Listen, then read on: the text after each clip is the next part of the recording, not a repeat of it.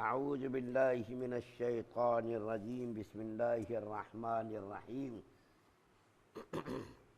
ثم بعثنا من بعدهم موسى بآياتنا إلى فرعون وملئه فظلموا بها فانظر كيف كان عاقبة المفسدين وقال موسى يا فرعون إني رسول من رب العالمين۔ پھر ان کے بعد ہم نے موسیٰ علیہ السلام کو اپنے دلائل دے کر فرعون اور اس کے امراء کے پاس بھیجا، سو ان لوگوں نے ان کا حق بالکل ادا نہ کیا، سو دیکھیں ان مفسدوں کا کیا انجام ہوا۔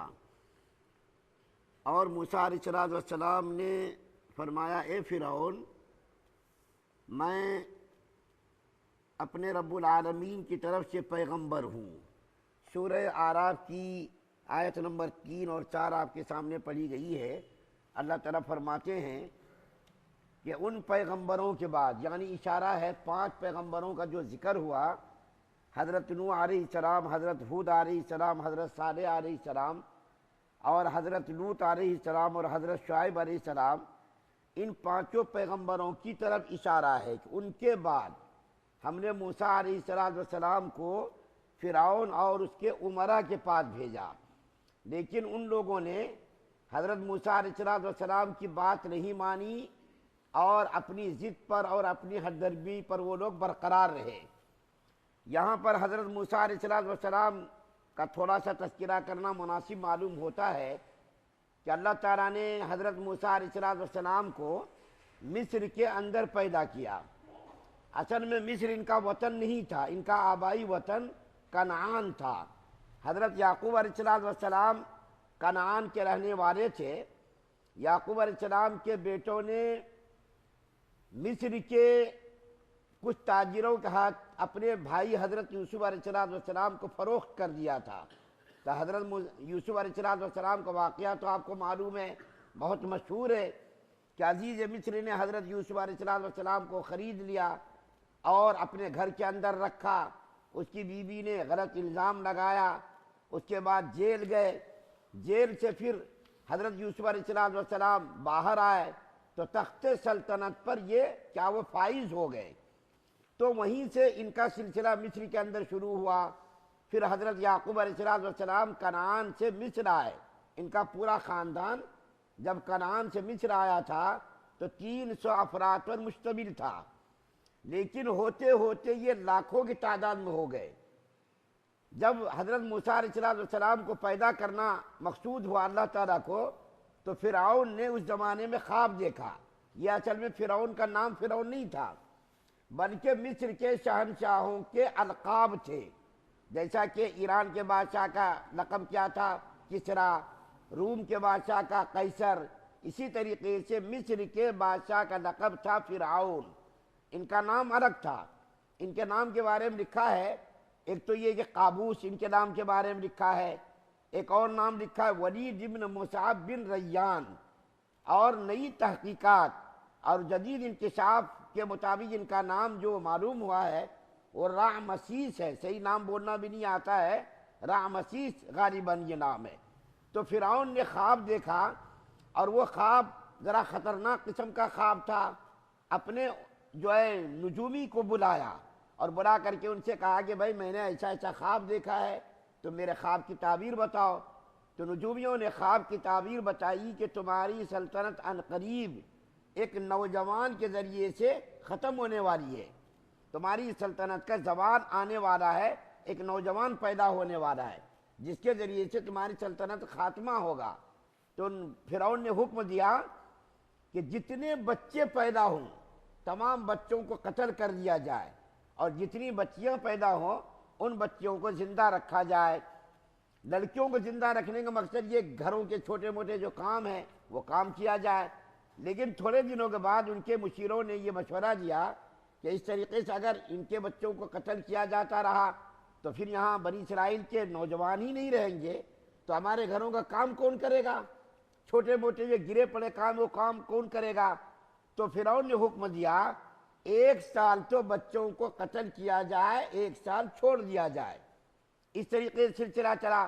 لیکن اللہ تعالیٰ کی قدرت کا کرشمہ دیکھیے، جس سال بچوں کے قتل کرنے کی باری تھی اس سال حضرت موسیٰ علیہ السلام پیدا ہوئے، اور فرعون نے گھر گھر اپنے مخبروں کو، اپنے جاسوسوں کو متعین کر دیا تھا جہاں بھی کوئی بچہ پیدا ہو اس کو قتل کر دیا جائے. لیکن اللہ تعالیٰ جس کو بچانا چاہے اس کو کون ختم کر سکتا ہے؟ جس سال فرعون نے قتل کا حکم دیا اسی سال حضرت موسیٰ علیہ السلام دنیا کے اندر تشریف لائے. اب جب موسیٰ علیہ السلام دنیا کے اندر تشریف لائے تو ان کی والدہ کو بڑی تشویش ہوئی کہ اب میرے بچے کو قتل کر دیا جائے گا، میری آنکھوں کے سامنے اس کو قتل کیا جائے گا. بڑی ہی تشویش کے اندر مبتلا ہو گئی. اور یہ بات میں کئی بار کہہ چکا ہوں کہ ماں کا دل اولاد کے لیے ہر وقت تڑپتا رہتا ہے. راتوں کو سوتی ہے تب بھی اٹھ کر کے بچوں کو دیکھتی ہے، ہمارا بچہ کیسا ہے، سویا ہوا ہے، کس حال میں ہے. راتوں کو بھی اس کا دل بے چین رہتا ہے بچوں کے لیے.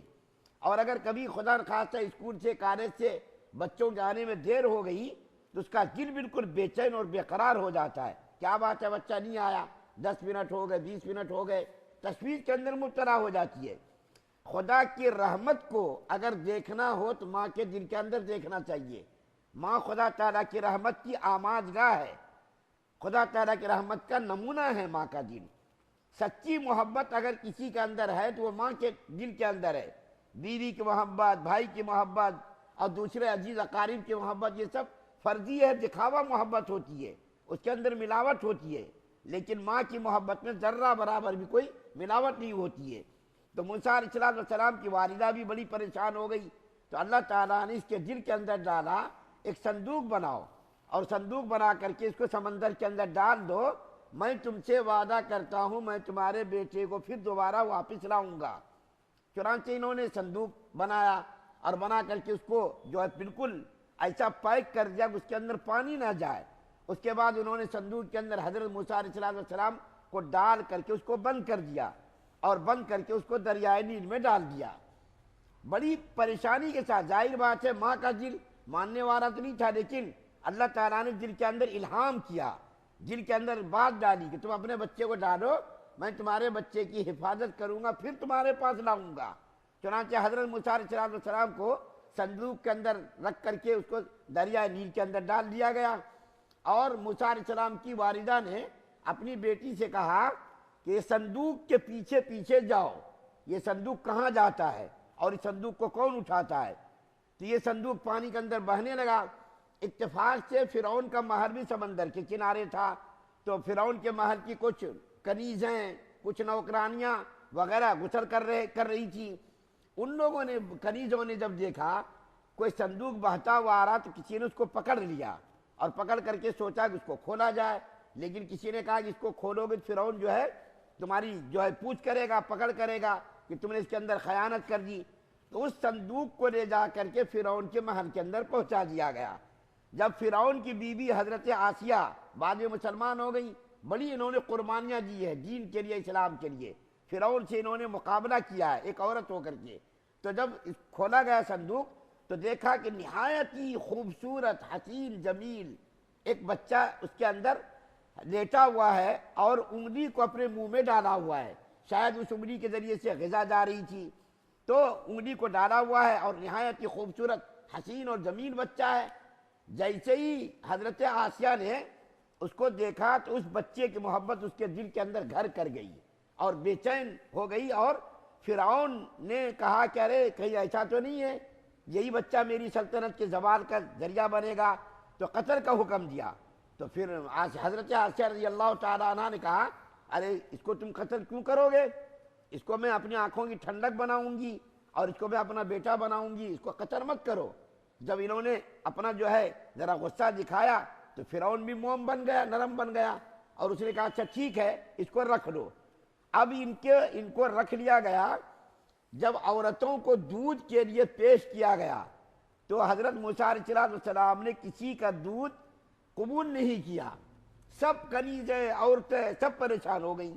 بادشاہ کا محل، وہاں عورتوں کی کیا کمی ہوگی، عورتوں کا انتظام کیا گیا، لیکن کسی بھی عورت کا موسیٰ علیہ السلام نے دودھ قبول نہیں کیا. حضرت موسیٰ علیہ السلام کی جو بہن تھی اس نے کہا بطور خیر خواہی کے، ان لوگوں سے کہا کہ دیکھو میں خیر خواہی کے طور پر کہتی ہوں، ایک ایسی عورت کا پتہ بتاتی ہوں، شاید اس کا دودھ یہ بچہ قبول کر لے۔ تو ان لوگوں کو اس کے اوپر شبہ ہوا کہ شاید تم اس کو جانتی ہو پہلے سے، یہ بچہ کون ہے؟ تو انہوں نے کہا بھائی میں خیر خواہی کے طور پر بتا رہی ہوں، ایک ایسی عورت کا پتہ جس کا دودھ بچہ قبول کرے گا شاید۔ تو ان لوگوں نے کہا اچھا ٹھیک ہے لے کر کے آؤ۔ تو موسیٰ علیہ السلام کی والدہ فرعون کے محل میں آئی، تو فرعون نے اور حضرت آسیہ رضی اللہ تعالی عنہ نے کہا آپ ہمارے محل کے اندر رہو اور اس بچے کو دودھ پلاؤ، اس کا ہم معاوضہ دیں گے۔ تو موسیٰ علیہ السلام کی والدہ نے بھی کہا میں یہاں رہنے والی نہیں، میں اپنے گھر میں رہوں گی، میرے اور بھی ہیں گھر کے اندر لوگ، اس کے ساتھ میں رہوں گی۔ تو بہرکیف حضرت عائشہ رضی اللہ تعالی عنہ نے ایک معاوضے پر حضرت موسیٰ علیہ السلام کی والدہ کو دودھ پلانے پر متعین کیا۔ جیسے ہی موسیٰ علیہ السلام کو ان کی والدہ نے سینے سے لگایا، فوراً موسیٰ علیہ السلام نے دودھ قبول کر لیا۔ موسیٰ علیہ السلام کو لے کر کے حضرت موسیٰ علیہ السلام کی والدہ گھر لے کر کے آئیں، اور اللہ تعالیٰ نے جو وعدہ کیا تھا کہ میں تمہارے بچے کو واپس کروں گا تو واپس کر دیا، اللہ تعالیٰ کا وعدہ پورا ہوا۔ اس کے بعد جب کچھ تھوڑے بڑے ہو گئے تو حضرت عائشہ رضی اللہ تعالیٰ عنہ نے کہا کہ ان کو لے کر کے میرے گھر کے اندر آؤ، میرے گھر کے اندر لاؤ، میں ان کو اپنے گھر کے اندر رکھوں گی۔ چنانچہ شاہانہ انداز میں سارے مملکت کے اندر اعلان کیا گیا کہ میرا بیٹا آئے گا، یعنی جو منہ بولا بیٹا جس کو بنایا تھا وہ آئے گا، اس کے استقبال کے لیے، اس کے اعزاز کے لیے سب انتظام کرو۔ چنانچہ بڑے ہی انتظام کیے گئے، بڑے بڑے انعامات بارش کی طرح نچھاور کیے گئے، اور موسیٰ علیہ السلام فرعون کے دربار میں آ گئے، اور وہیں ان کی جو ہے بڑے ہوئے پرورش ہونے لگی، کھانے کا پینے کا ان کا انتظام ہونے لگا، شاہانہ انداز میں ان کی پرورش ہوئی۔ دیکھیے موسیٰ علیہ السلام پیدا ہوئے، قتل کا اعلان تھا قتل کر دیا جائے، لیکن موسیٰ علیہ السلام کو اللہ نے بچایا، اور خود وہ ظالم جس نے خدائی کا دعویٰ کیا تھا اسی ظالم نے موسیٰ علیہ السلام کی پرورش کی۔ بہرکیف یہاں تک میں نے واقعہ بیان کیا، چونکہ وقت کم ہوتا ہے، کل انشاءاللہ واقعہ بیان کروں گا، اور اس کو نبوت جس طریقے سے ملی ہے اس کے بارے میں بھی بیان کیا جائے گا کہ موسیٰ علیہ السلام کیسا فرعون کے محل میں رہے، پرورش ہوئی، ہٹے کٹے رہے، اور کس طریقے سے پھر شعیب علیہ السلام کے پاس پہنچے، شادی وہاں ہوئی، پھر وہاں سے واپسی میں نبوت ملی۔ اس کے بارے میں انشاءاللہ کل آپ کے سامنے تھوڑا سا ذکر کیا جائے گا۔ اللہ سے دعا ہے کہ اللہ تعالی ہم تمام مسلمانوں کو شریعت مطہرہ پر مکمل ہمارا پیرا ہونے کی توفیق عطا فرمائے۔ سبحان اللہ و بحمدہ، سبحانک اللہم و بحمدک، و نشہد ان لا